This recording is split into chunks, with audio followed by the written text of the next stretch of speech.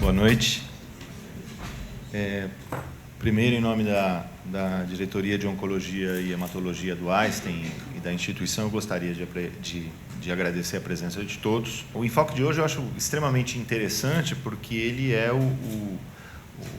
talvez um dos exemplos acabados do que a gente entende que seja a melhor maneira de abordar as patologias oncológicas em tumores sólidos e tumores oncohematológicos, que é a abordagem multidisciplinar.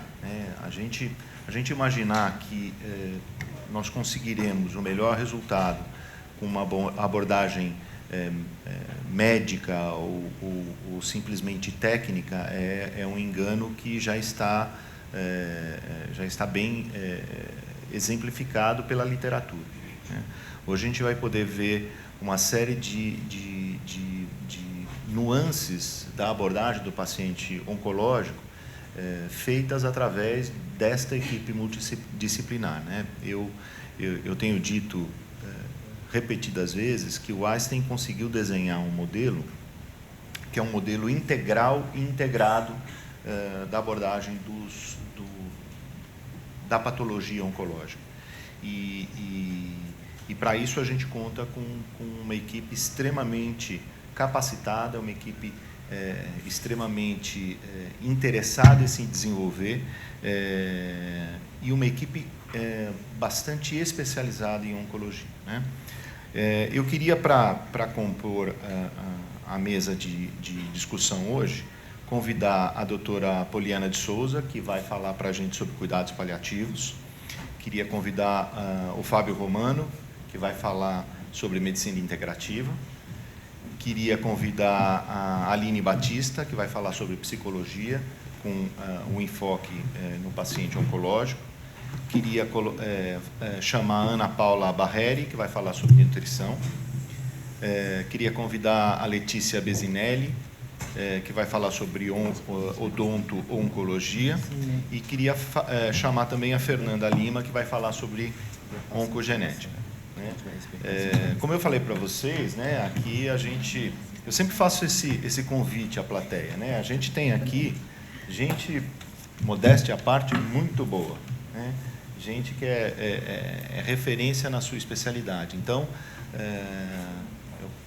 eu sugiro, eu convido vocês a aproveitarem as palestras que eles vão fazer e sugiro que vocês realmente espremam o conhecimento deles para que a gente saia com conhecimento coletivo mais aprofundado. Tá bom? Boa atividade para todos. Olá. Bom, boa noite. Obrigada pela presença de todo mundo.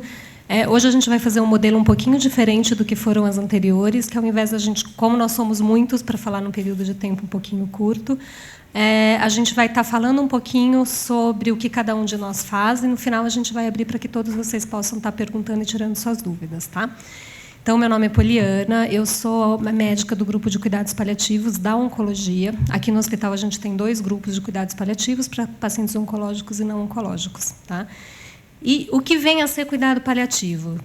A maioria das pessoas, às vezes, já ouviu falar, mas não sabe muito o que significa. Pela Organização Mundial de Saúde, cuidados paliativos são os cuidados voltados tanto para o doente quanto para a família, quando a gente está diante de uma doença incurável, progressiva, sem expectativa de cura. Tá? Na verdade, a Organização Mundial de Saúde, independente de você ter um processo de cura ou não, só pelo fato de existir essa possibilidade para algumas doenças, a Organização Mundial de Saúde já preconiza que os cuidados paliativos estejam acompanhando junto com os tratamentos modificadores da doença ou com os tratamentos de cura. Tá? O que o cuidado paliativo visa? Qualidade de vida, funcionalidade e controle de sintomas. Então, o nosso intuito é que esse paciente tenha os seus sintomas, tanto físicos quanto não físicos, o mais controlados possíveis, para a gente conseguir trabalhar também, que esse paciente consiga se manter independente o maior tempo possível de doença. E a gente trabalha muito as questões, tanto do paciente com a família, de planejamento de cuidados e de tentar trabalhar a autonomia para as decisões para o seu tratamento, durante todo o tratamento, mas principalmente para o futuro. Tá? Depois a gente conversa um pouquinho mais sobre isso. Eu vou passar para o Fábio. Obrigado pela presença, obrigado pelo convite. Boa noite a todos.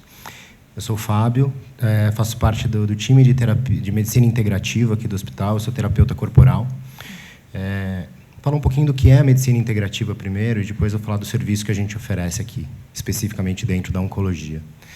A medicina integrativa é uma abordagem médica, né? Não é uma especialidade. Então, é uma forma de fazer medicina, onde a gente enfatiza, vamos dizer assim, a relação profissional de saúde e paciente, sendo que o paciente está no centro. Antigamente, o profissional de saúde era quem detinha o conhecimento e quem detinha o poder de decisão. E o que a gente deixava de lado neste modelo era um arcabouço de conhecimento muito grande do paciente. Ninguém conhece o seu corpo melhor do que você mesmo. E ignorar esse conteúdo, esse conhecimento, era uma perda muito grande. Então, só essa ênfase de colocar o paciente no centro desta relação, onde ele participa das discussões, ele entende todo o contexto do que está acontecendo, e muitas vezes ele participa das decisões do que vai ser feito ou não vai ser feito, isso é, sim, trazer o paciente de uma forma ativa no processo de tratamento dele, onde ele não deposita simplesmente toda a responsabilidade da cura ou não cura nas mãos do médico ou do profissional de saúde. Então, ele está junto nesse processo. Acho que esse é o principal.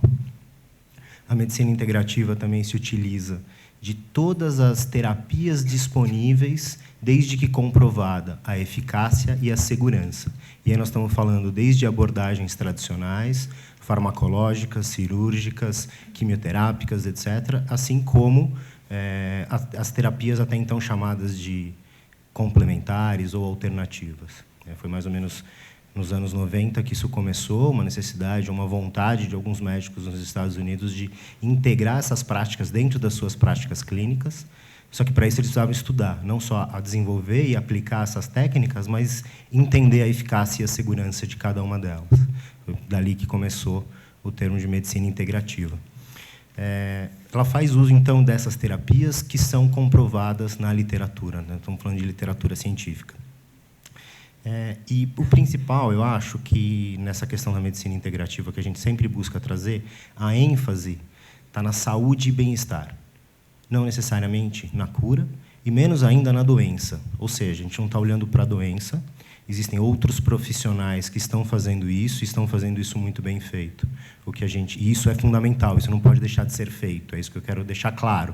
Mas a gente precisa adicionar um olhar, que é olhar para a pessoa como um todo e não para a doença que ela tem, para todas as necessidades psíquicas, emocionais, espirituais, sociais e todos os contextos que essa pessoa precisa estar bem, e esse bem-estar vai ajudar neste processo de desenvolvimento, seja dela como um todo. Não estou falando especificamente de um momento de uma doença, né? Estou falando do ser humano que está aí. Mas vamos ver o que vocês vão ter de curiosidade e daqui a pouco a gente discute um pouco mais, tá bom? Vou passar para a Aline agora. Obrigado. Olá, boa noite a todos. Meu nome é Aline, eu sou psicóloga do Centro de Oncologia e Hematologia, referência do ambulatório de radioterapia, e vou contar um pouco para vocês do trabalho da psicologia na onco. Então, diante do acometimento orgânico, diante de um diagnóstico de uma doença oncológica, há necessariamente uma ressonância psíquica, um acometimento psíquico também. Acometimento este que convoca o paciente, a família, até mesmo a equipe multiprofissional, a lidar com questões bastante importantes decorrentes da doença, que é a fragilidade humana e a nossa condição de mortal, a nossa transitoriedade. Diante disso, o papel da psicologia é oferecer uma escuta diferenciada para o paciente, dar lugar à subjetividade, mais ou menos na linha do que o Fábio trouxe, fazer com que o paciente tenha uma voz ativa no tratamento dele, que o paciente possa sair do lugar de objeto, um lugar identificado com a doença, e assuma o papel de responsável pelo seu tratamento. E a psicologia, ela trabalha com 3 âmbitos principais: o do paciente, da família e o da equipe multidisciplinar. com o paciente por meio de assistência psicológica e avaliação, a fim de se conhecer o posicionamento subjetivo desse paciente, os recursos de enfrentamento que ele tem diante da doença, diante do tratamento, as fantasias envolvidas nesse processo. Da mesma forma, com a família, o posicionamento subjetivo dessa família, recursos de enfrentamento, a forma e o aparato subjetivo que essa família tem para dar um suporte emocional para esse paciente, para se é um acompanhante, se é um pai, se é uma mãe. E o trabalho também junto à equipe multiprofissional, por meio da instrumentalização da equipe, discutindo casos com a equipe, por meio da interconsulta ou da consultoria, que é quando o psicólogo não está envolvido diretamente no caso com o paciente. Também existe, tanto no ambulatório quanto na internação, grupos de suporte à equipe multiprofissional com o intuito de reduzir a sobrecarga de trabalho, já que os aspectos contratransferenciais, que são os sentimentos que os pacientes despertam nessa equipe, muitas vezes entram em cena no cuidado. Então, um espaço, um grupo para isso torna-se necessário no trabalho da psicologia. Vou passar para minha colega Ana Paula. Tá? Estou aqui à disposição para qualquer dúvida.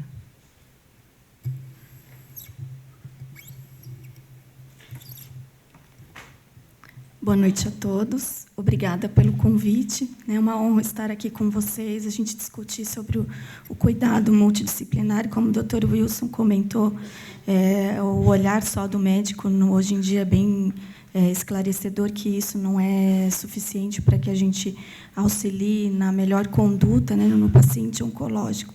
E a condição nutricional, ela faz parte, né, um importante papel nesse aspecto da conduta, da evolução, da melhor tolerância ao tratamento, né? A nutrição vai desde a prevenção, no tratamento, e, hoje em dia, pós-tratamento também. É importante esse cuidado nutricional, esse cuidado com a alimentação. Então, durante o tratamento, muitas vezes, é importante a gente primeiro conhecer a condição nutricional que o paciente nos chega, porque o primeiro passo é importante a gente ajudar ou a manter ou a recuperar o estado nutricional. E esse fator vai ser um desencadeante importante na conduta, na evolução, na tolerância do tratamento. Então, primeiramente, eu tenho que conhecer muito bem o meu paciente, as condições nutricionais que ele se encontra. Nós temos várias ferramentas para que a gente ajude a identificar o risco, e quanto mais precoce, melhor, porque, com isso, a gente propõe uma série de ações, de condutas com a alimentação, de ajudar preventivamente, não esperar ele apresentar algum sintoma, alguma dificuldade para se alimentar, se a gente já consegue, muitas vezes não é possível, mas prever alguns sintomas ou efeitos indesejados decorrentes do tratamento que será proposto ou no momento que ele se encontra, né? Então, a gente tem que partir desse princípio, primeiro, de conhecer o indivíduo, da condição nutricional. E a gente sabe que esse estado nutricional vai implicar nas condições de tolerar.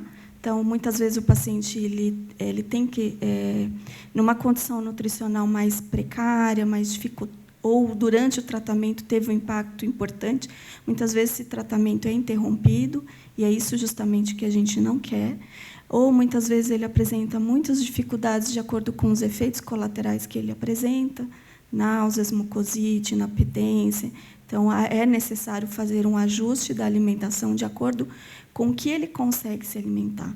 Então, a gente sabe do ideal, mas, muitas vezes, naquele processo, naquele momento, nem sempre o ideal a gente consegue. Então, a gente trabalha por metas, né? Qual a minha meta com esse indivíduo? Até quanto que a gente consegue por via ingestão oral, ou a gente tem outras técnicas, outros recursos de suporte nutricional, industrializado, caseiro, ou, às vezes, é necessário da nutrição enteral, que é aquela por sonda, ou parenteral, que é através de uma veia. Mas, assim, tem várias técnicas para justamente a gente ajudar a minimizar o máximo possível do impacto na condição nutricional e ajudar que evolua da melhor forma ou menos crítico possível durante o tratamento. Mas, infelizmente, a gente sabe que, em alguns momentos, isso não é possível. Mas a gente tem esse cuidado de estar ajudando o caminhar do nosso paciente durante o tratamento. E pós-tratamento também. É importante, na equipe aqui no Einstein, nós somos em 6 nutricionistas, 2 residentes de oncologia, de multiprofissional, a gente tem residência de nutrição e oncologia também. E a gente atua desde a unidade de internação até no ambulatório de rádio e quimioterapia também. Então, esse é o nosso time, que a gente foca no cuidado de adaptar essa dieta.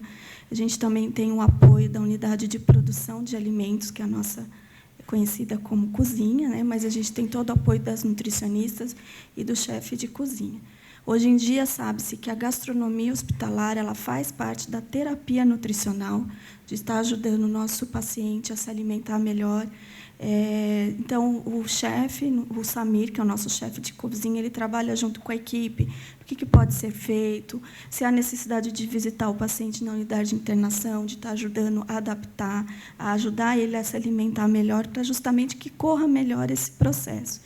E a gente também tem algumas oficinas de nutrição, que é um outro momento que a gente se encontra com o paciente, discute, troca receitas. Então, tem uma abordagem bastante enriquecedora, né? Não só para o paciente, mas para nós profissionais também. Mas eu fico à disposição depois para perguntas que surjam de vocês, tá bom? Muito obrigada. Boa noite a todos. Eu sou a Letícia, sou dentista aqui da equipe de oncologia. Então, antes de mais nada, eu gostaria de agradecer a diretoria e a equipe de oncologia pelo convite e pela oportunidade de estar aqui com vocês.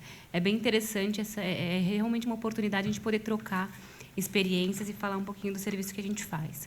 Com relação à odontologia, o que é importante a gente colocar? Hoje existe um dentista, né, que ele faz diversos cursos e acaba se especializando em atender o paciente oncohematológico, o paciente oncológico, o paciente hematológico.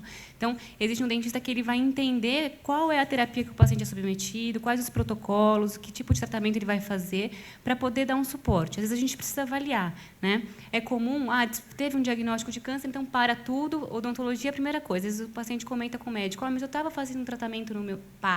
Nem terminou de ouvir qual era o tratamento. Já existe uma indicação, não, para tudo, agora não é o momento. Mais ou menos. Né? Lógico que se é um tratamento estético, alguma coisa que pode esperar, a gente vai esperar. Mas, por outro lado, existem situações que é importante ter o dentista na equipe, porque ele vai avaliar se essa condição bucal do paciente pode interferir, por exemplo, no prognóstico da doença. Se ele tem um foco de infecção importante em boca. Então, é o canal, por exemplo, para tratar uma doença de gengiva, né? Alguma coisa que tem bactéria e que isso está ativo, precisa ser resolvido, porque senão, na hora que esse paciente faz um tratamento, que a imunidade dele cai um pouquinho, um foco que é local, tem todo o potencial para espalhar para todo o corpo. Né? Então, é importante a gente avaliar, entender o que o paciente tem, como é que é a condição bucal dele, se tem que interferir, ou se não precisa interferir nesse momento. E aí a gente vai, então, para o outro lado, avaliar qual é a terapia que ele vai ser submetida e se essa terapia tem efeitos colaterais em boca. Né? A gente sabe que algumas só deixam a boca mais seca, outros causam a famosa mucosite, que são aquelas feridas que parecem aftas, mas não tem o quadro evolutivo da afta, né? É diferente. Se eu fizer a mesma coisa, todo mundo fala, eu posso pôr alguma coisinha que vai lá, queima. Se eu fizer isso na mucosite no paciente oncológico, eu vou causar uma lesão maior ainda.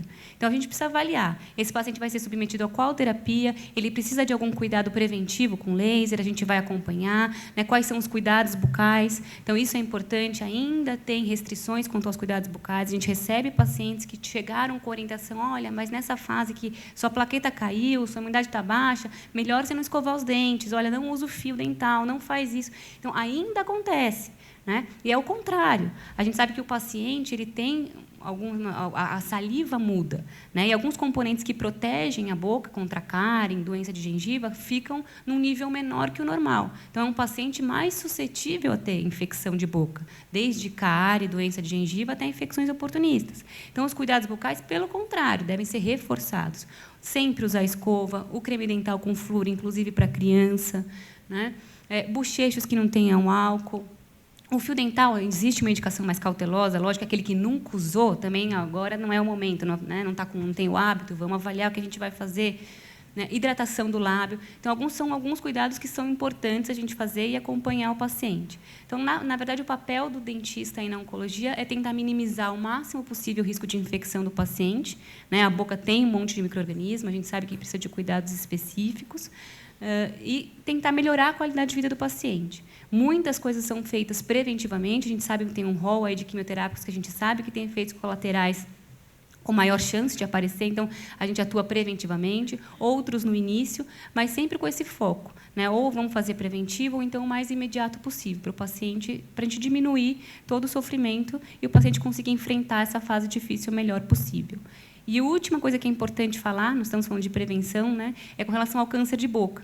Então, é importante também a gente lembrar que ainda é um câncer muito prevalente no Brasil, tem uma associação clara com o álcool, com o cigarro, mas o que é importante, todo mundo também pode fazer o autoexame, né? Avaliar a mucosa, olhar mesmo para a língua, a bochecha, ver como é que está, e qualquer manchinha branca, placa, uma ferida que lembra uma afta, mas que está por mais de 15 dias, 20 dias. Então, é importante consultar o dentista, porque se a gente consegue avaliar isso no início, né, praticamente é super possível de controlar e evitar aí grandes complicações. Então, aí, isso é importante da dica da prevenção, e depois eu fico à disposição para a gente conversar um pouquinho mais. Obrigada.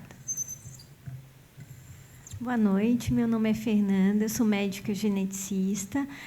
Foi uma grande alegria receber esse convite da diretoria, é uma honra ver todos vocês aqui nesse dia frio, né, que dá vontade de ficar em casa com a gente aqui. A oncogenética cuida de pacientes que têm predisposição hereditária ao câncer. A gente tem alterações genéticas em todos os tumores. Todos os tumores têm alterações nos genes que fazem com que esse tumor perca a capacidade de se controlar e cresça de forma excessiva e desgovernada. No entanto, algumas dessas alterações genéticas, elas não surgem só no tumor, são alterações que o indivíduo já nasce com ela, seja porque herdou dos pais, seja por um erro que aconteceu quando ele foi formado, e essas alterações genéticas, então, predispõem a esse indivíduo a desenvolver novos tumores, o tornam mais suscetível ao desenvolvimento de tumores. Não quer dizer que ele vá desenvolver tumor, mas significa que esse tumor que apareceu nesta pessoa pode ter um fundo já anterior, que veio da família, e que daí traz consigo outros riscos.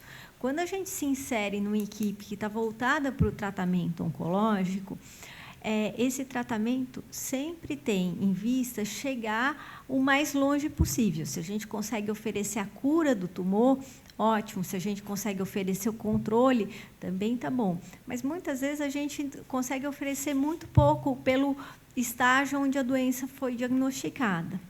Mesmo nesses casos, a avaliação de um oncogeneticista tem valor, porque muitas vezes é esse indivíduo com câncer que vai permitir com que a gente diagnostique uma predisposição hereditária na família.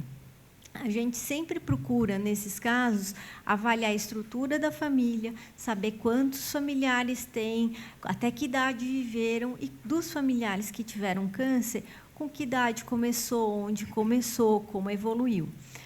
Normalmente, a gente pensa em predisposição hereditária ao câncer quando a gente tem vários indivíduos com câncer na família. É muito fácil a gente pensar nisso. Por exemplo, quando você fala assim, minha mãe teve câncer, minhas 5 tias tiveram câncer, minha avó teve câncer de mama. Todo mundo com câncer de mama. É muito fácil a pessoa dizer, nossa, tem alguma coisa na sua família. É um pouco mais difícil quando os tumores são diferentes, porque nem sempre o paciente relaciona, por exemplo, o tumor de pâncreas do avô com o tumor de mama da mãe. E existe uma relação. Normalmente, os tumores hereditários, eles começam mais cedo e, muitas vezes, a pessoa desenvolve múltiplos tumores, ou nos 2 lados, nas 2 mamas, nos 2 rins, ou vários tumores no mesmo indivíduo. Às vezes, a gente não tem uma história familiar, mas só o fato do tumor aparecer muito cedo já é suficiente para a gente levantar a suspeita de uma predisposição hereditária ao câncer, e daí é ideal fazer uma avaliação oncogenética. Nessa avaliação, a gente vai perguntar muito da família. Eu sempre digo que é uma consulta meio enviesada, porque a gente começa com a família e depois olha para o paciente, porque daí a gente entende o que o paciente tem dentro do contexto da família, procurando diagnosticar, identificar esse risco hereditário e daí se inserir dentro do contexto do tratamento, porque a este tratamento tem que ser somado fatores de prevenção para novos tumores. Se a gente está fazendo um tratamento que a gente quer curar esse indivíduo de um tumor, a gente também não quer que ele tenha novos tumores.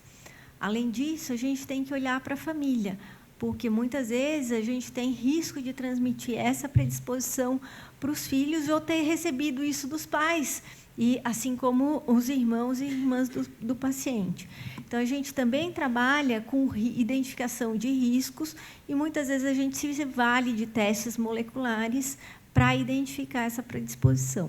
E, idealmente, a gente começa a fazer essa avaliação dos testes moleculares no indivíduo que tem câncer, porque é em quem eu mais tenho chance de encontrar uma alteração genética. Se eu começo por um indivíduo que não tem câncer, eu não vou saber se é porque ele não tem e não encontro nada, se é porque ele não herdou a alteração que tem na família ou se é porque eu não estou procurando no gene certo, com a técnica certa. Uma vez que a gente identifica essa alteração genética, a gente vai procurar trabalhar com esse indivíduo, somando ao tratamento dele também aspectos de prevenção e vigilância. E essa prevenção e vigilância, depois a gente também pode estender para outros membros da família que estejam em risco. Eu estou à disposição para aqueles que quiserem fazer alguma pergunta.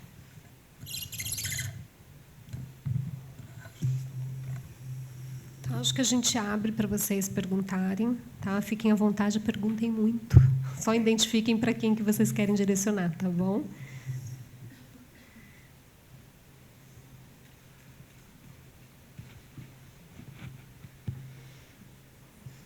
Vou começar fazendo uma pergunta para a doutora Poliana. Como que você, acho que em conjunto com a equipe de psicologia, enfim, lida com o paciente de cuidados paliativos que, de repente, deseja não mais se tratar, que, enfim, já está querendo se entregar? Como que é lidar nessa terminalidade? Então, na verdade, assim, a gente, em cuidados paliativos, eu não falei isso no começo, mas é importante falar, ninguém faz cuidado paliativo sozinho. Eu, médica, não faço sozinho, o psicólogo não faz sozinho, a enfermeira não faz sozinha, a gente precisa da equipe e precisa estar todo mundo junto. O paciente, desde que ele esteja devidamente esclarecido sobre a sua doença e sobre as possibilidades do seu tratamento, inclusive a possibilidade de não ter resposta ao seu tratamento, a questão de ter tido falhas e tudo mais, enfim, desde que a pessoa esteja devidamente orientada com as informações corretas, porque ninguém toma decisões corretas em cima de informações erradas, toda pessoa ela tem todo o direito de aceitar ou recusar tratamentos, sejam eles quais forem. Tá? Isso é o princípio da autonomia do doente. O que a gente trabalha muito com esses pacientes, na verdade, é o fortalecimento da sua autonomia. Tá? Ele não vai deixar de ser cuidado independente do que ele decidir, se ele quer continuar o tratamento ou se ele não quer continuar o tratamento, desde que exista também uma indicação para que isso se continue. Tá? Mas o que a gente faz é fortalecer a autonomia dele para ele tomar as decisões tanto para um lado quanto para o outro. E isso a gente trabalha muito junto com a equipe da psicologia, tentando reconhecer quais são as fantasias, reconhecer quais são as dúvidas relacionadas ao seu tratamento, à sua resposta, o que ele sabe da sua doença, o que ele sabe da possibilidade de evolução da sua doença, e a gente tenta trabalhar isso junto com o paciente e família.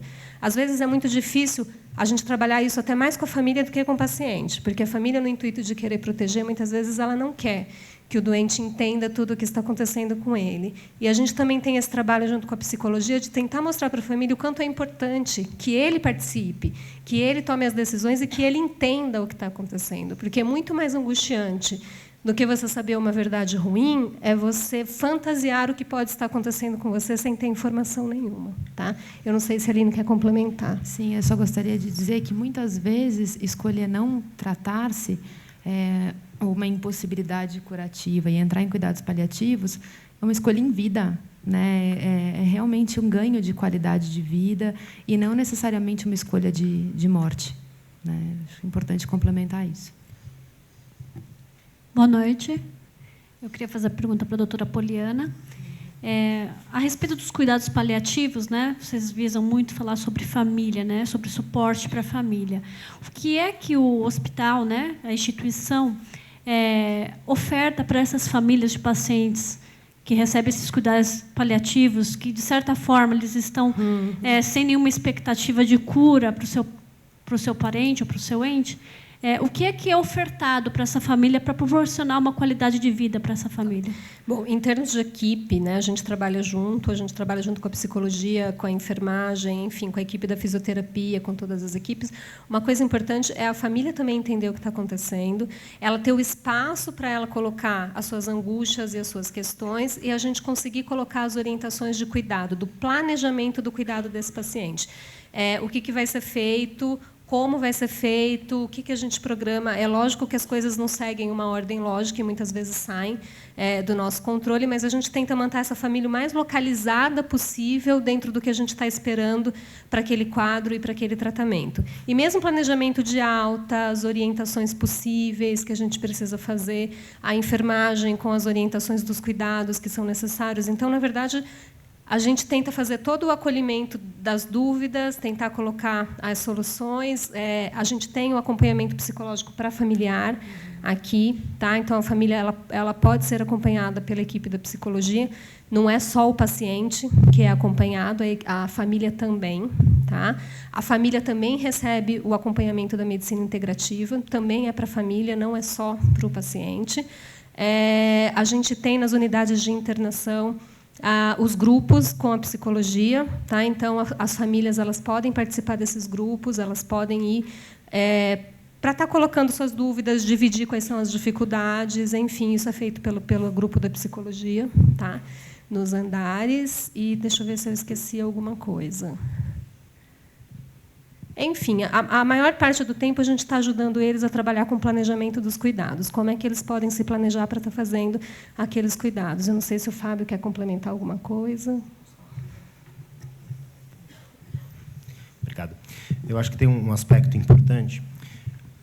O cuidado que a gente tem com os familiares na medicina integrativa não é só a oferta de terapias, mas é ensinar os familiares técnicas onde eles podem gerir o estresse deles e do próprio paciente. Então, muitas vezes, a gente ensina os familiares a aplicarem uma determinada técnica, uma determinada terapia no seu familiar, né, no paciente.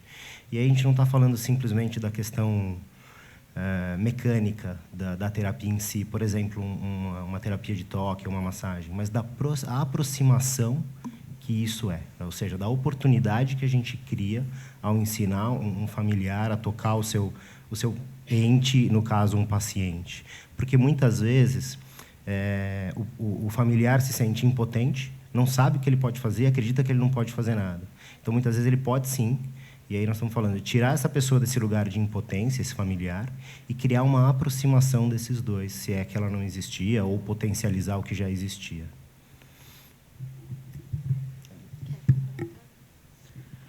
Eu só queria dizer também que o trabalho com o familiar, principalmente num paciente que está em cuidados paliativos, muitas vezes é acolher a angústia desse familiar, né? Porque lidar com acho que a grande maioria das vezes, né, Poliana, a família vem com uma expectativa muito grande de cura, né? Então, que querem o tempo todo respostas, garantias, o investimento total no paciente, e às vezes ele já está cansado, às vezes ele já entende que ele está num outro momento.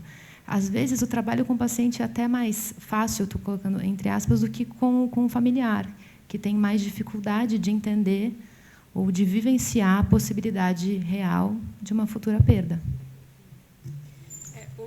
Uma outra coisa que é comum, muitas vezes a gente tem que fazer, são as orientações práticas, por exemplo, do paciente que está próximo de falecer. Tá? A família, além de estar sofrendo, ela tem dúvidas sobre o que ela tem que fazer depois, quais são as questões legais, enfim, o que ela pode, o que ela não pode, em termos de sepultamento, de velório, dos ritos de despedida. Tá? Então, aqui no hospital, a gente tem a facilidade de estar podendo chamar, muitas vezes, o pessoal da hospitalidade para estar ajudando a gente nessas orientações, ou a própria equipe que trabalha no velório para dar as informações dos procedimentos burocráticos e da parte legal, que muitas vezes as famílias querem, elas precisam e elas querem estar preparadas para isso. Tá? Então, a gente tem essas equipes que podem nos auxiliar aí nas informações burocráticas e legais. Tá? Queria fazer uma pergunta para o doutor Fábio. Quais são as terapias alternativas oferecidas para o paciente, são complementares, né? E quais são as alternativas desenvolvidas aqui na oncologia? Só aproveitando a oportunidade para falar um pouquinho da terminologia, né? A gente antigamente utilizava-se alternativa. Então, quando a gente fala em alternativo, obrigatoriamente você exclui alguma coisa. E quando a gente usa o termo complementar, e sim, a gente inclui alguma coisa. Então, o termo mais utilizado é complementar. Mas ainda falando da terminologia, daqui a pouco eu chego na sua resposta. Mas ainda falando da terminologia, se a gente olhar para a terapia complementar como manejo de um sintoma, é a mesma coisa de eu usar uma acupuntura ou uma aspirina para eliminar a dor. Aí eu não estou fazendo medicina integrativa. Eu não estou olhando para o bem-estar psíquico, emocional e completo dessa pessoa, né? Eu estou simplesmente fazendo um manejo de sintoma com uma outra técnica, que talvez tenha um efeito colateral menor ou tenha, né, uma química a menos que eu vou utilizar naquele corpo. Talvez tenha alguns benefícios, é óbvio, mas eu posso praticamente trocar um pelo outro e fazendo a mesma coisa. O que eu estou querendo dizer assim, a medicina integrativa é além da oferta das terapias. E sim, é olhar o bem-estar, foco na saúde e, principalmente, a educação para que essa pessoa consiga fazer o automanejo do seu estresse. E aí, sim, falando do que a gente oferece aqui no hospital. Inicialmente, a gente tinha práticas de mindfulness, que é uma meditação para os pacientes, que começou principalmente na radioterapia, onde eles têm que ficar por um determinado tempo numa máquina, sem poder se mexer, muitas vezes tendo que fazer um controle do ritmo respiratório, dependendo do local do tumor, e isso podia gerar muito desconforto. Acho que alguns de vocês já passaram pela experiência, por exemplo, de fazer uma ressonância ou uma tomo, o quão desconforto que é, você não pode ficar ali sem se mexer, e às vezes o período lá na rádio é muito maior. Então, essas práticas de mindfulness ou de atenção plena eram muito eficientes, elas são muito eficientes para esse perfil de terapia, né, da rádio especificamente. E aí depois a gente incluiu algumas práticas que vêm do yoga, que a gente chama de movimentos gentis. Então, sempre essas práticas, né, de movimento são sempre adequadas à necessidade e o que o paciente pode fazer. Ninguém vai colocar um paciente no leito para fazer uma invertida. Ele não vai ficar de ponta cabeça ali, porque, em primeiro lugar, que ele não tem a menor necessidade de existir, segundo que vai ter complicações. Então, são movimentos gentis, são movimentos que vêm sim do yoga, mas têm a outra finalidade, de trazer a atenção deste paciente para o momento presente, seja através do movimento, seja através de um relaxamento, onde ele coloque o foco na sua própria respiração, que essa é uma outra prática que a gente também tem, que é o relaxamento, através do foco de atenção. E a gente tem a terapia de toque. Terapia de toque, num primeiro momento, para quem vê de fora, parece um shiatsu, que é aquela massagem onde a pessoa não usa óleo nem creme, o paciente continua com roupa e você pressiona. Vou falar uma diferença bem grande de uma massagem e da terapia de toque. O massagista, ele aplica uma pressão porque ele precisa relaxar uma fibra muscular, por exemplo. Então, o foco dele é na musculatura. A terapia de toque, nosso foco é o sistema nervoso central, onde a pele vai servir de veículo para que esta informação chegue no sistema nervoso central. Então, toques leves, lentos, gentis, ao longo do corpo, vão promover estímulos que vão chegar no sistema nervoso central e fazer pelo menos o que a gente busca é um equilíbrio entre as ativações do sistema nervoso simpático e parasimpático, ou seja, o lugar de alerta e o lugar de relaxamento, sempre o equilíbrio, né? Uma outra prática que a gente tem é o chamado de grounding, que é um termo do inglês que seria uma tradução que, na verdade, não existe, a gente tenta fazer, que seria aterramento, né? Colocar o grounding, o chão, né? Onde colocar o paciente, muitas vezes o familiar, com os pés no chão. E, de novo, é a atenção ao momento presente. No caso, a atenção dele está nos pés e depois para o corpo. Trazer consciência para o momento, trazer consciência para o corpo, né? A chamada consciência corporal. Que não deixa de ser viver o momento presente, sair da ansiedade do futuro ou da melancolia e tristeza do passado e ver o que existe aqui, para que tudo se torne o tamanho real dela. Existe dor? Existe, mas muitas vezes essa dor ela é hiperdimensionada por uma ansiedade, por um medo. A gente não está dizendo que não tenha dor, mas vamos entender o tamanho dela, qual o tamanho que ela é, né? Não sei se eu respondi. Oi, boa noite. Num outro encontro com o Maia, que já tem um time maravilhoso aí, mas eu adoraria uma sequência disso com mais tempo e com o pessoal de enfermagem junto aí também, seria bastante legal. São 3 coisinhas que eu queria. Para Fernanda, né?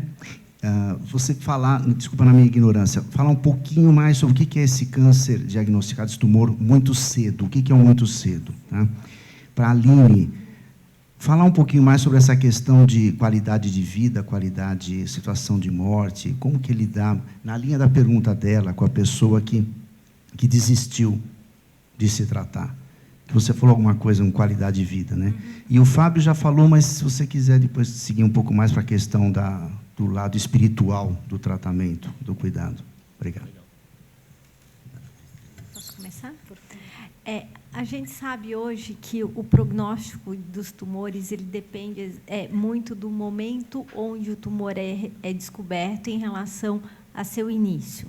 Então, quando a gente fala de descobrir cedo um tumor, de descobrir o mais precocemente esse tumor em relação ao seu início.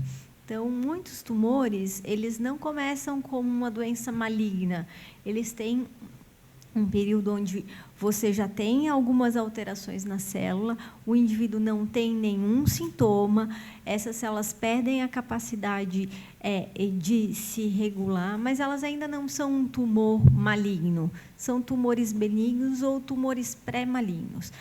Para esses tumores, e o tumor de mama é um exemplo disso, o tumor de cólon é um exemplo disso, a gente tem essa fase pré-maligna e pré-sintomática, o indivíduo não tem nenhum sintoma. Nessa fase, a gente tem a melhor oportunidade de tratamento, porque a gente pode retirar essa lesão e como ela é autolimitada, a gente oferece toda a chance de cura.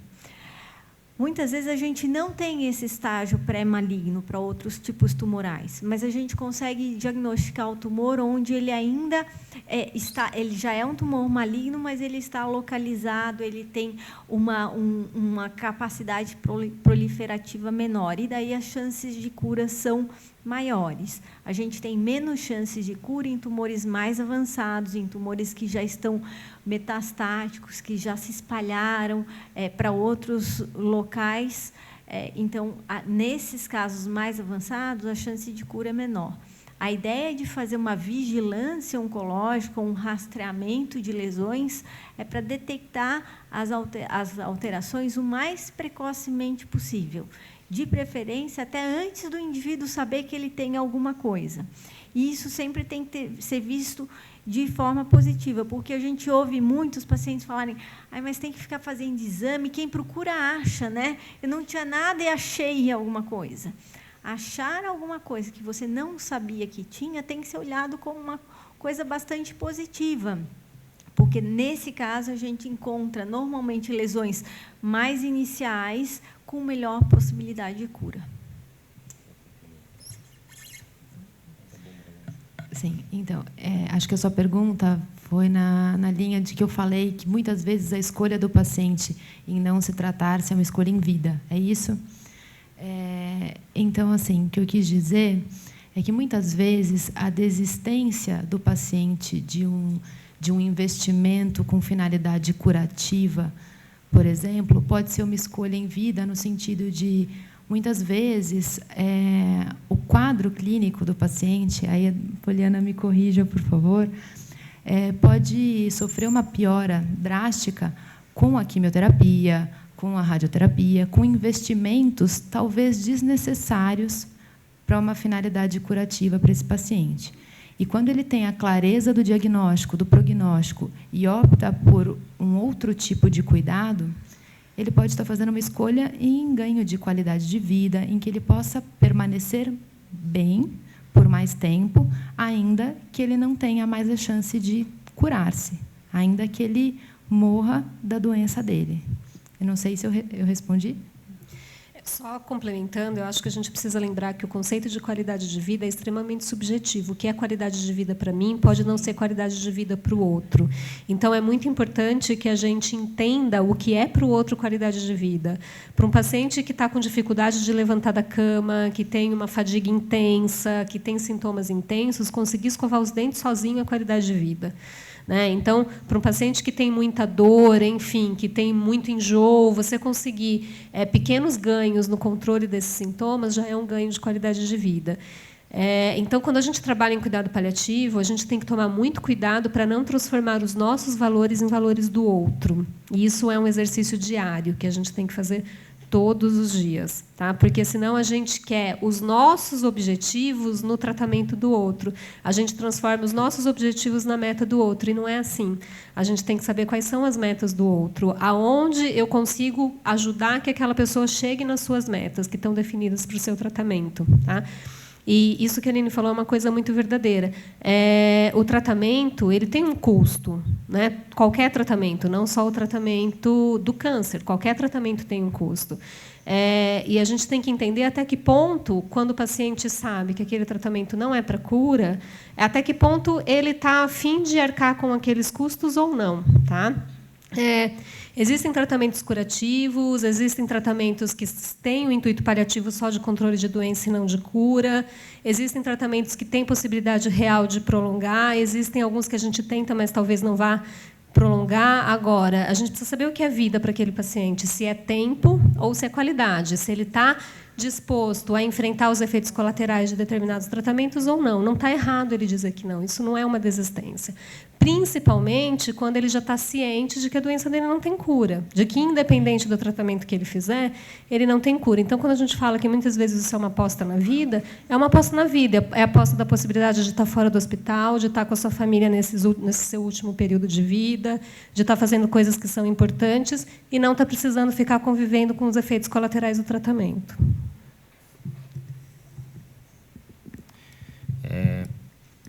A questão do acolhimento espiritual, a gente, em alguns países, existe o serviço de capelania, onde existem profissionais formados em capelania, ou seja, em acolhimento espiritual, independentemente de crença. Isso a gente não tem esses profissionais no Brasil, mas não tem aqui. Estou me corrigindo. Existe, porém não temos aqui na instituição. O capelão a gente não tem. Tem um capelão? A gente tem a possibilidade de acionar algum líder religioso da religião daquele paciente que está aqui. A gente normalmente faz isso via hospitalidade, enfim, a gente tenta acionar se a família não tem ninguém que ela... Porque, às vezes, a família tem alguém da confiança dela, que ela quer que venha, tudo a gente autoriza, normalmente, mas existem algumas referências religiosas aqui dentro, que a gente não tem a figura do capelão, dessa pessoa que vai trabalhar espiritualidade de uma forma mais ampla, não ligada à religião. Normalmente, aqui, quando a gente precisa, a gente chama alguém relacionado à religião daquela pessoa. No fim, a Poliana respondeu. O que a gente faz na medicina integrativa é esse olhar para atender esta demanda. Às vezes, a necessidade vem de alguma outra crença, de uma crença do qual a gente não conhece, mas nós vamos acionar os profissionais ou aquelas pessoas que podem trazer acolhimento espiritual para essa pessoa, seja da confiança, do conhecimento dela, da família, ou sejam pessoas do qual ela não conhece, mas são da crença do qual ela acredita e ela precisa desse conforto e a gente vai acionar. Não é o profissional da medicina integrativa que está preparado para isso, mas ele tem o olhar para detectar esta necessidade. Assim como o estresse, às vezes o estresse, como a Poli colocou, da questão da qualidade de vida diferente de um para o outro, às vezes o que te estressa não me estressa e vice-versa. Às vezes o paciente chegou no pronto-socorro com uma dor simples, que ele achou que ele ia passar aí 1 ou 2 horas no pronto-socorro, de repente ele teve que ficar internado e ele está estressado porque ele não deu ração para o cachorro. Então, vamos tentar olhar para isso, entender o que está fazendo essa pessoa estressada aqui naquele momento e tentar ajudar da forma que for. A gente recebeu aqui uma pergunta do Twitter para toda a equipe. Qual que é a maior dificuldade que uma equipe multiprofissional enfrenta quanto à receptividade do paciente ao tratamento? Eu não sei quem vai querer responder primeiro. Para a equipe inteira que ele deixou aqui a pergunta. Chama a enfermeira para responder. Não, estou brincando. Bom, na verdade, assim, depende muito das pessoas, né? As pessoas são diferentes e elas têm formas diferentes de reagir às coisas. Eu não sei exatamente o que a pessoa quis dizer da receptividade. De repente, receptividade do cuidado paliativo, ou receptividade, enfim, de alguma equipe, de alguém da equipe que não estava fazendo cuidado naquele momento. Eu acho que quanto mais informada a pessoa está e quanto mais ela está entendendo o que ela apresenta e o motivo pelo qual esses novos profissionais estão sendo inseridos no seu tratamento, menos a gente tem problema com essa questão de receptividade. A gente tem muito problema com isso quando as coisas estão muito confusas, quando o paciente não está entendendo, a família não está entendendo, às vezes as pessoas não estão entendendo porque não foi explicado, às vezes elas não estão entendendo porque elas estão num momento difícil de aceitação do que está acontecendo, e entender aquilo naquele momento está muito difícil realmente. O que a gente tenta trabalhar muito em equipe é a gente tentar... É óbvio que assim, a equipe tem pessoas diferentes, que pensam de maneiras diferentes e que podem ter opiniões diferentes sobre uma mesma situação. Mas o que a gente tenta trabalhar é a gente ser muito coerente nas informações que a gente leva para essa família e para esse paciente, para a gente tentar minimizar o impacto e a gente tentar melhorar a receptividade. Porque se cada um que entra no quarto entra com um discurso diferente, com um objetivo diferente, com uma fala totalmente diferente, muito provavelmente a gente não vai conseguir melhorar a questão da receptividade da equipe por essas pessoas. Então, é importante que a equipe esteja coesa. Isso não significa que a gente não pode discordar em algumas coisas, a gente pode sim, isso é saudável, e a gente deve discutir, mas quando a gente está com a família, quando a gente está no quarto, a gente tem que procurar ter uma postura que leve informações coerentes, tá? Porque senão a pessoa fica muito perdida nesse processo e isso é muito ruim. É ruim para o paciente, é ruim para a família, é ruim para a equipe. Tá? Não sei se alguém quer complementar alguma coisa. Eu acho que, assim, complementando o que a Poliana falou, acho que a maior dificuldade é a gente entender qual é a percepção do paciente, porque aquilo que a gente fala, aquilo que a gente comunica, aquilo que a gente pensa, nem sempre é visto e entendido da maneira como a gente gostaria que fosse. E nem sempre a gente consegue captar qual é a percepção do paciente em relação à gravidade do quadro, em relação àquilo que cada terapia, ou que cada profissional pode trazer de benefício e como aquilo se insere no tratamento. Então, acho que a percepção, assim, pensando de uma forma ampla, qual que é a maior dificuldade? Eu acho que a nossa maior dificuldade hoje ainda é a percepção. Acho que a gente tem uma equipe bastante coesa, que nem sempre pensa igual, mas que está preocupada em saber o que o colega pensa, mas a percepção do paciente é alguma coisa que a gente tem que lidar todo dia, porque muda de paciente para paciente, mas muda também de momento para momento. Desculpa, pode ir, Letícia. Não, acho que o que é importante, você colocou uma coisa importante, que acho que é a afinidade da equipe, né? Então a gente tem uma equipe, cada um conhece muito o que o outro faz, respeita, e é isso. Embora a gente discorde de algumas coisas, a gente entende o que é o melhor para o paciente. Então, primeiro de tudo, essa afinidade. Uma outra coisa que eu acho que ajuda bastante também é a questão de protocolos. Então, a gente define muito bem isso junto com a equipe médica, a equipe multi. Quais são dependendo do que o paciente apresenta de queixa, ou dependendo da doença de base, ou da terapia que ele é submetido, a gente sabe os principais efeitos também. Né? E então, assim, a odontologia tem que ser para 100% dos pacientes? Será que a genética tem que ser para 100% dos pacientes? Não. Né? Mas a gente sabe que, dependendo do que o paciente for fazer, uma radioterapia de cabeça e pescoço, um transplante de medula óssea, uma criança que vai fazer MTX. Então, a gente sabe que tem algumas situações em que é importante que, pelo menos, siga esse protocolo. E aí o paciente entende que é necessário. Então, acho que é importante. E complementando também, eu acho importante passar isso para o paciente, para a família, que eles fazem parte desse processo. Muitas vezes, nas nossas orientações iniciais, a gente pode perceber, pode sentir uma certa resistência, explicar qual a importância, o porquê, né? Por que a gente está fazendo isso. Isso não que garante 100% da aderência, mas ele entender o porquê, qual a importância, qual a finalidade. isso já, eu acredito que seja um facilitador também para esse processo de aderir às nossas orientações e envolver a família. Eu sempre falo que a gente é um facilitador, né? É um processo educacional também, de acolhimento da família, o cuidador, ou quem esteja com ele também, para facilitar esse processo de aderência. Só complementando o que os colegas disseram, como eu havia dito, a psicologia é quem vai dar lugar à subjetividade do paciente, né? E, muitas vezes, o paciente em franco sofrimento, muito angustiado, a equipe multiprofissional já fez solicitações para o psicólogo, por exemplo, mas o paciente se recusa ao atendimento psicológico, à assistência naquele momento. Isso acontece com alguma frequência no ambulatório, principalmente se é um paciente que já está em finalização do tratamento radioterápico, por exemplo, ele entende que está tudo bem, ou que ele não quer olhar ou não quer lidar naquele momento com o sofrimento. E é uma escolha que a gente precisa respeitar. Então, o psicólogo ficaria na retaguarda da equipe por meio da consultoria. Então, essa é uma dificuldade, no caso. Vamos lá. Boa noite.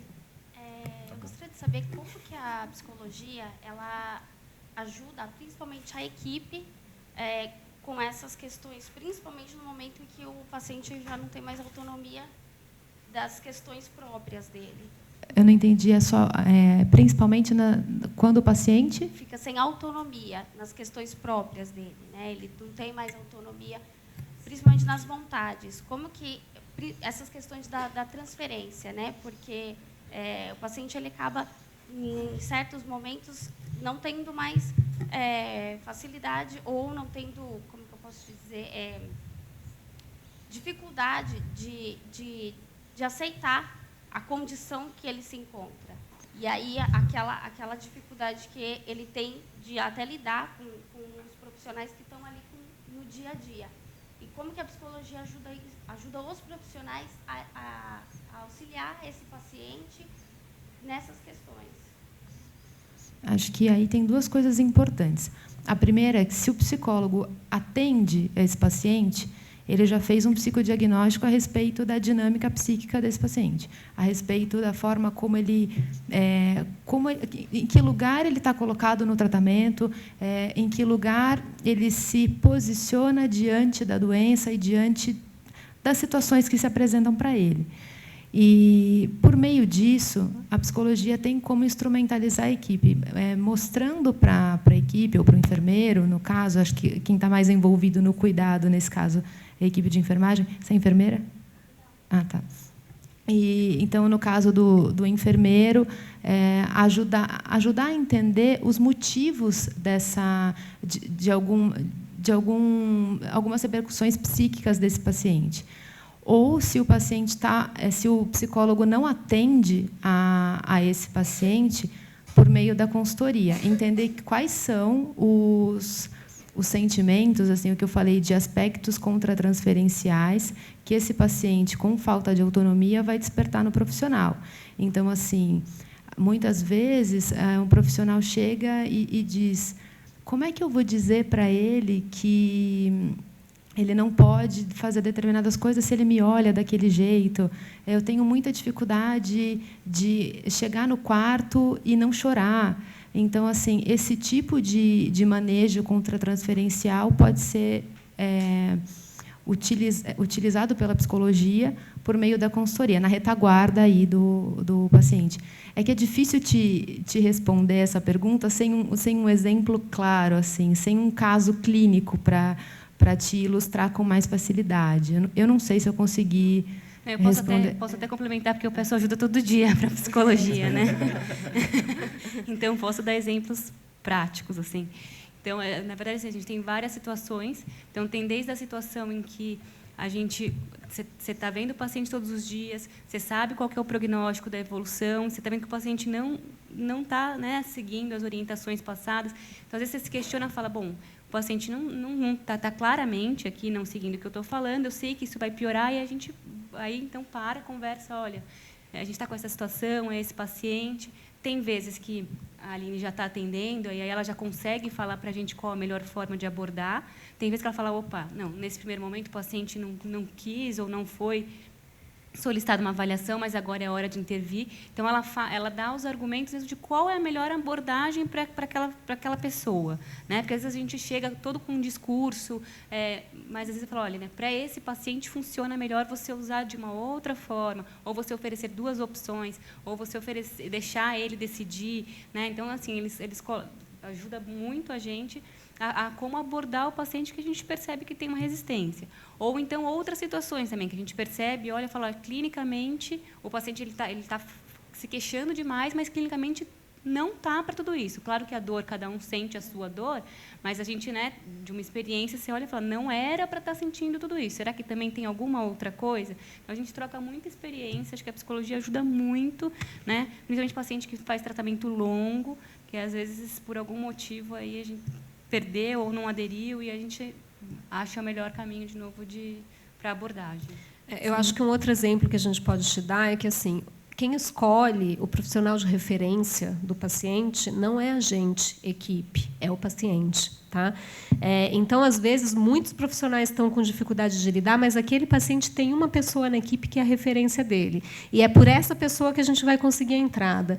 Então, muitas vezes, quando a gente percebe isso, eu mesmo, como equipe de cuidados paliativos, o psicólogo do setor onde a gente está, a gente começa a instrumentalizar este profissional para que ele consiga estar trazendo até a equipe algumas informações para que a gente comece a montar a estratégia e a abordagem com que a gente vai fazer com esse paciente para conseguir a abertura dele para as demais pessoas da equipe e para outras entradas.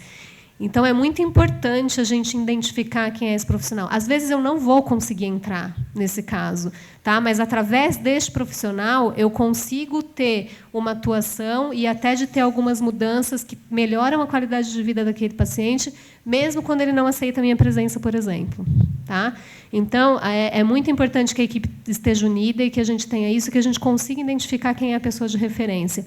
A gente já teve alguns casos com criança, assim, em que a criança não conseguia falar com ninguém da equipe, não aceitava o psicólogo, mas ela tinha uma enfermeira que era o profissional dela de confiança, e era o profissional com quem ela conseguia falar mais coisas e expor mais o sofrimento que ela estava naquele momento. Então, foi através dessa profissional que o psicólogo conseguiu trabalhar, sem entrar no atendimento, mas que ele conseguiu trabalhar o sofrimento dessa criança. Então, assim, existem meios da gente tentar instrumentalizar a equipe, mesmo não estando diretamente envolvido, né, com o paciente.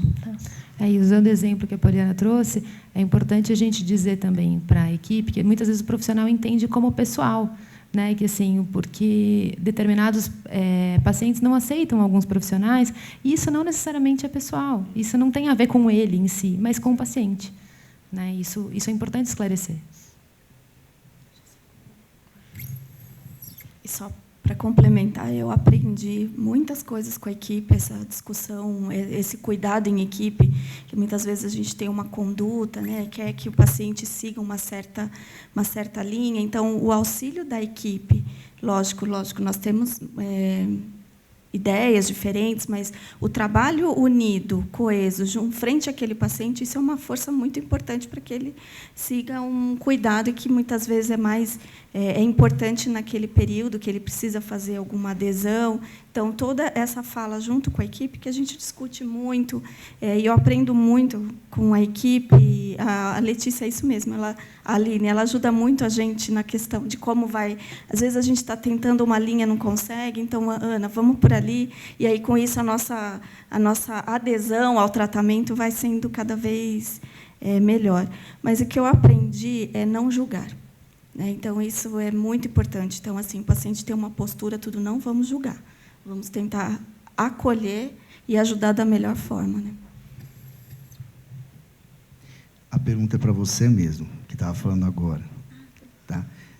Pergunta de um guloso. Até que ponto, vocês falam tanto da autonomia do paciente, até que ponto que o pessoal da nutrição vai e respeita essa autonomia do paciente guloso? Como que vocês lidam com isso? A gente fica. Eu acho que é importante a gente lembrar dos objetivos, né? Qual é o impacto daquela escolha? Lógico, a gente tem que respeitar a autonomia, mas qual é o impacto daquela escolha na saúde, na evolução do tratamento, na tolerância? Então, a gente vai ponderar. né? Até certo ponto, eu consigo tolerar, liberar, mas tem um certo ponto que, muitas vezes, ou por conta da condição clínica do paciente, isso não é possível, uma imunidade baixa, a gente não tem condições de liberar um alimento cru, então, às vezes, a condição clínica isso não permite, né, uma dificuldade, uma mucosite muito intensa, que ele não consegue ingerir alimentos irritantes. Então, a gente tem que estar ponderando isso, o risco-benefício para ele. Né, lógico, eu vou respeitar. E eu acho que o processo educacional é importantíssimo, junto ao paciente, junto à família, e mostrar a importância de, muitas vezes, por um período, ele fazer concessões, né, e fazer adaptações necessárias, e mostrar que isso vai ser bem-vindo à tolerância, à condição clínica dele. Depois a gente vai estar liberando. Tá bom? Respondi? Vou dar por encerrada a palestra de hoje. Agradeço a presença de todos vocês, agradeço a presença de toda a equipe. E já convido para a próxima palestra, que vai acontecer no dia 18 de agosto, e vai abordar um tema de prevenção do câncer de pulmão. Vai contar com a equipe da Oncologia Torácica. Muito obrigada.